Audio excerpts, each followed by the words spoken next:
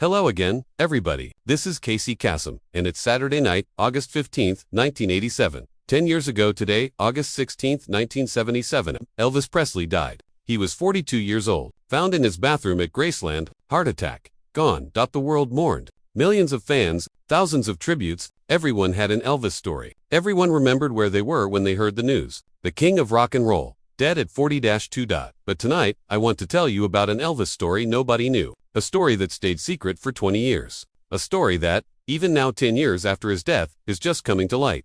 3 weeks ago, a letter arrived at my studio from a woman named Mary. She's 65 years old. She lives in Memphis, Tennessee, and she was a nurse at St. Jude Children's Research Hospital for 35 years. From 1952 to 1987, she just retired. And in her letter, Mary told me something I couldn't believe. Something that made me cry. Something that changed everything I thought I knew about Elvis Presley. She told me that Elvis for 20 years, from 1960 until his death in 1977, visited sick children in hospitals. Not once, not twice. Every single month, sometimes every week, for 20 years, and he never told anyone, never called the press, never took credit, never used it for publicity. He just went, quietly, in the middle of the night, when no one was watching, and he sat with dying children, and he sang to them, and he held their hands, and he made them feel less alone. For 20 years. In secret until the day he died. This is that story. The story Mary told me. The story thousands of nurses and doctors are now confirming. The story of the Elvis Presley nobody knew.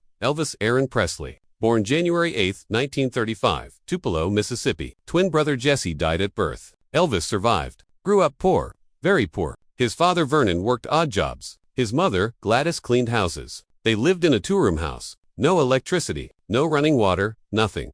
But Gladys loved Elvis. Obsessively, protectively.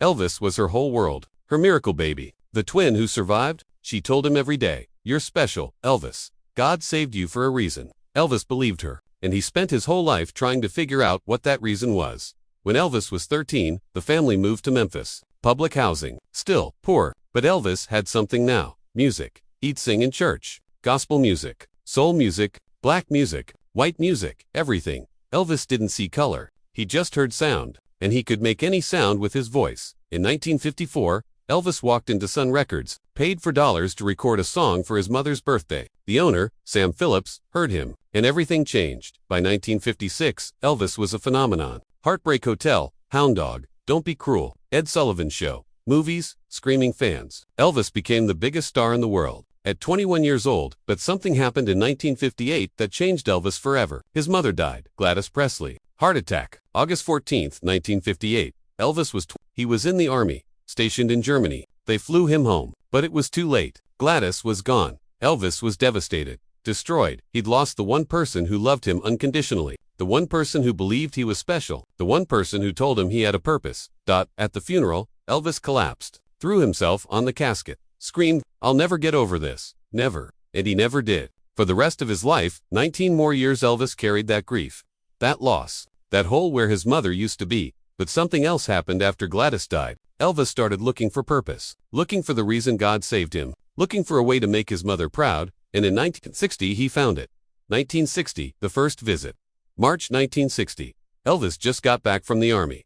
2 years in Germany. Honorable discharge. He's 25 years old. Back in Memphis, back at Graceland, back to being Elvis. One night, Elvis is driving, can't sleep. He does that a lot. Drives around Memphis at 2 a.m., thinking, remembering, missing his mother. He drives past St. Jude Children's Research Hospital. Brand new hospital. Opened in 1962. Wait, no, I'm getting ahead of myself. In 1960, it was still being built. Danny Thomas was raising money for it. A hospital for children with catastrophic diseases. Cancer, leukemia, kids who were dying.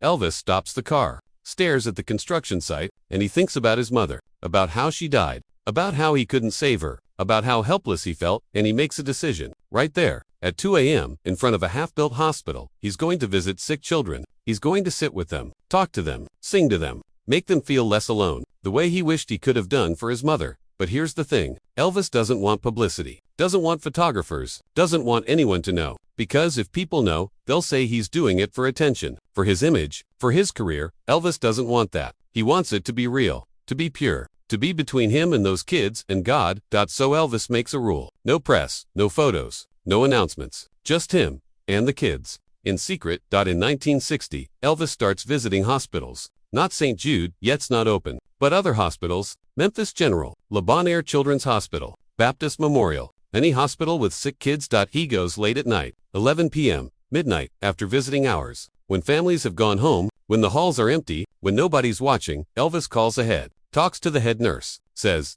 "This is Elvis Presley. I want to visit the children, but I don't want press. I don't want photos. I don't want anyone to know. Can you arrange that?" At first, nurses think it's a prank. Elvis Presley, calling to visit sick kids, in secret, at midnight. No way. But then Elvis shows up, in person, at the hospital, wearing sunglasses, a jacket, trying to be inconspicuous, which is impossible when you're Elvis Presley. The nurses are shocked. It really is him, Elvis, the king, at their hospital, at midnight, asking to see sick kids. Elvis walks through the halls, room by room, bed by bed. He talks to the kids, asks their names, their favorite songs, their favorite movies. He signs autographs, gives them stuffed animals, toys, money, whatever he has in his pockets, and then, if a child asks, Elvis sings, right there, in the hospital room. No microphone, no band, just his voice. Love Me Tender, Can't Help Falling in Love, Hound Dog, whatever they want. Some kids are too sick to talk, too weak to respond. Elvis sits with them anyway, holds their hand, whispers to them, "You're gonna be okay. You're strong. Keep fighting." Some kids die a few days later. A few weeks later, Elvis hears about it, and he cries. Every time, he cries, but he keeps going back. Month after month, year after year. Here's the remarkable thing. Elvis does this for 20 years, from 1960 to 1977, and almost nobody knows. The nurses know, the doctors know, the hospital staff know, but Elvis makes them promise. Don't tell the press. Don't tell anyone. This is private. This is between me and these kids. And they keep the promise. For 20 years, even after Elvis becomes the biggest star on the planet, even after he's doing sold-out shows in Vegas, even after he's making millions, the secret holds. Why? Why didn't anyone talk? Why didn't a nurse call a newspaper? Why didn't a doctor sell the story? Because they saw what Elvis was doing. They saw how much it meant to him. They saw him crying in the hallways after a child died. They saw him spending hours with kids nobody else visited. They saw him being real, being human, being more than Elvis. And they respected that. They protected that. They kept the secret because the secret mattered. Mary Johnson, born 1922, Memphis, Tennessee, became a nurse in 1945 after World War II. She wanted to help people, to heal, to care. In 1952, Mary started working at Memphis General Hospital, pediatric ward, sick children, cancer, leukemia, heart disease, kids who were fighting for their lives. It was hard, heartbreaking. Mary watched children suffer, watched parents cry, watched kids die. And every time, it broke her heart, but she kept going, because someone had to care, someone had to be there, someone had to hold their hand. In 1960, Mary met Elvis Presley. It was March, late night. Mary was working the night shift, 11 p.m. to 7 a.m. The ward was quiet. Most kids were asleep. Parents had gone home. Then the head nurse came to Mary. "Mary, we have a visitor, someone special. He wants to see the children, but it's confidential. You can't tell anyone." Mary was confused. "Who is it?" "Elvis Presley."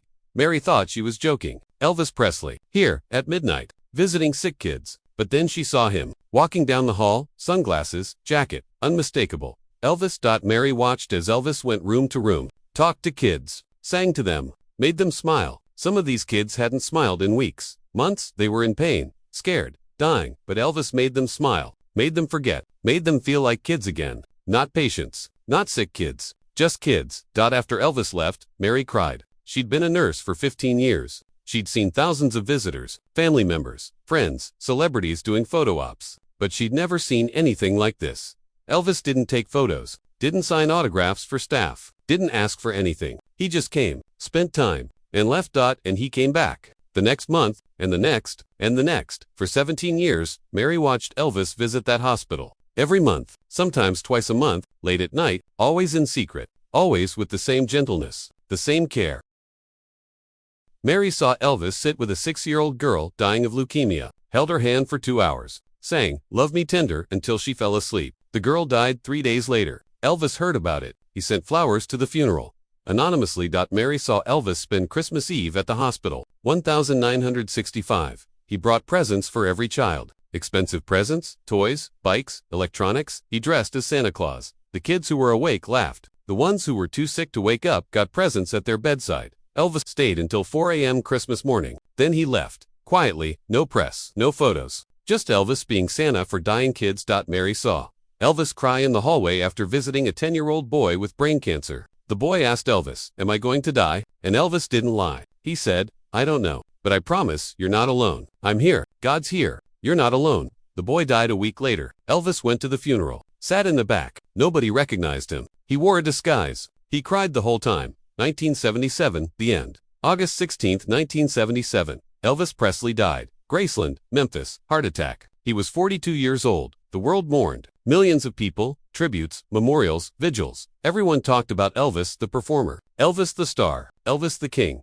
But Mary knew something else. She knew about Elvis the visitor, Elvis the secret giver, Elvis who spent 20 years visiting dying children and never told a soul. After Elvis died, Mary wanted to tell people, wanted the world to know, wanted them to see the Elvis she saw, the real Elvis, the kind Elvis, the Elvis who cried in hallways and held children's hands and sang, "Love Me Tender" to kids who were dying. But she didn't, not yet, because even though Elvis was gone, she wanted to respect his wish. He didn't want publicity. He didn't want credit. He just wanted to help. So Mary stayed quiet for 10 years, from 1977 to 1987.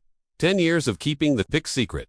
But in 1987, Mary retired. 35 years as a nurse. She was 65. Done. Finished. And she thought, now I can tell them. Now I can let the world know. Elvis is gone. He can't be embarrassed. He can't be accused of doing it for publicity. He's gone. And the truth deserves to be known. So Mary wrote to me, Kasem, because she knew I loved Elvis, knew I respected him, knew I'd tell the story the right way.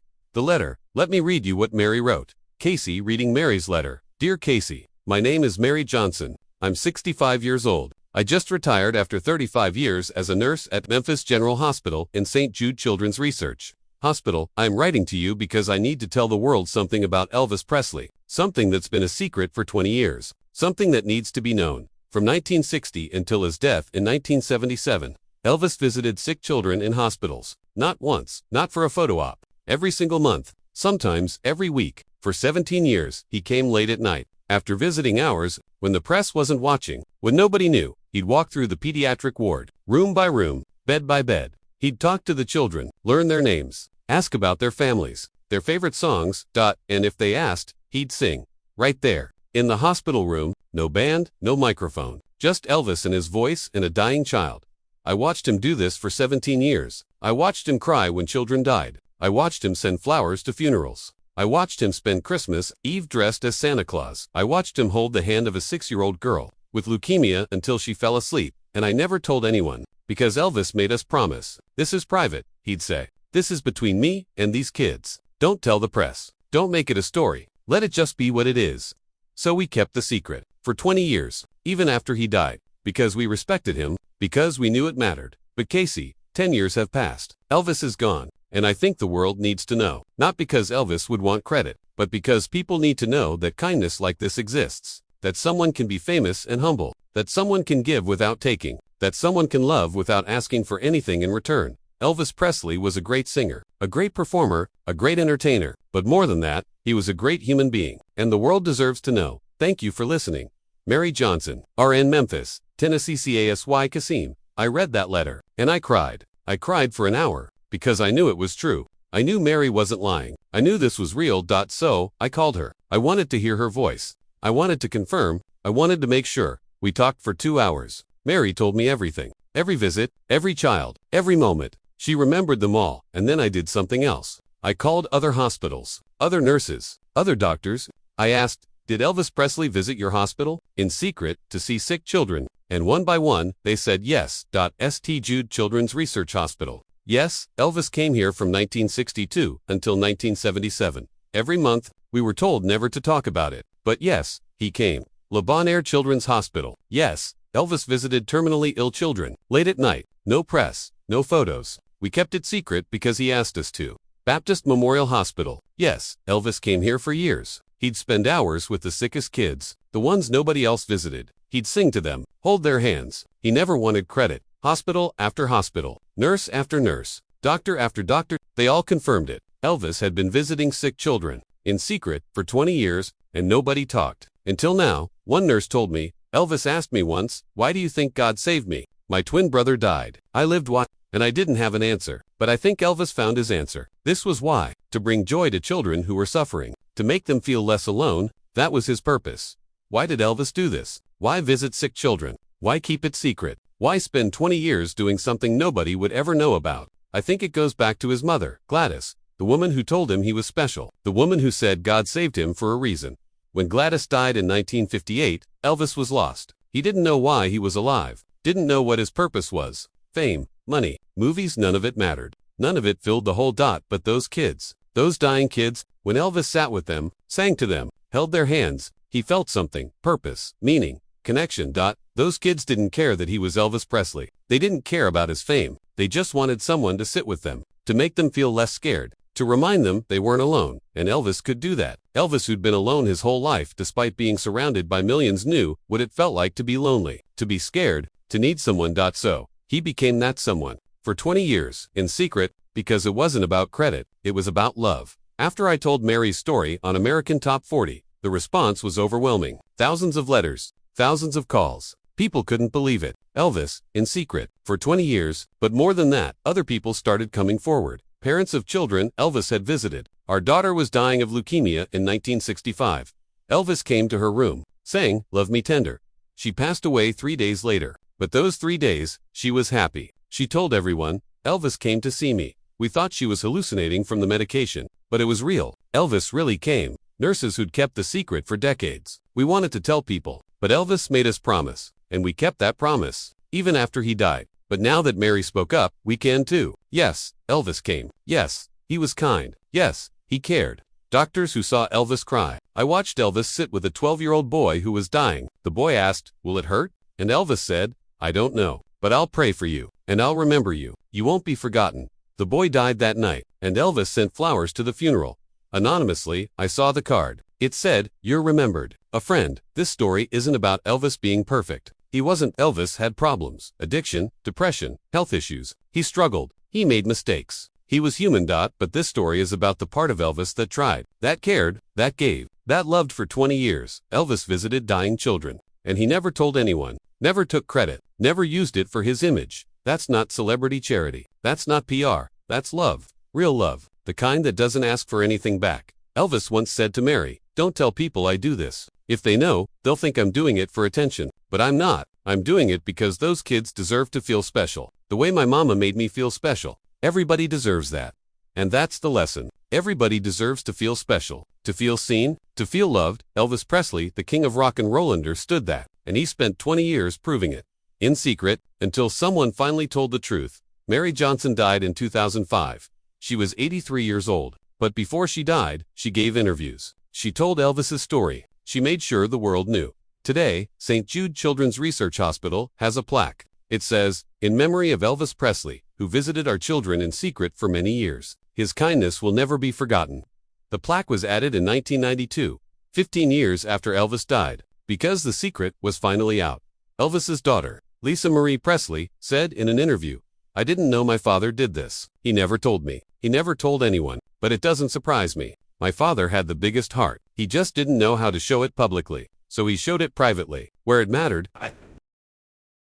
If you ever visit Memphis, if you ever go to Graceland, remember this. Remember that Elvis wasn't just a singer, wasn't just a star. He was a man who spent 20 years visiting dying children, and he never asked for credit. That's the Elvis nobody knew, but now you do. Keep your feet on the ground, and keep reaching for the stars. This is Kasem, and this was for you, Mary, for telling the truth, for keeping the secret, and for making sure the world finally knew. Good night, everybody.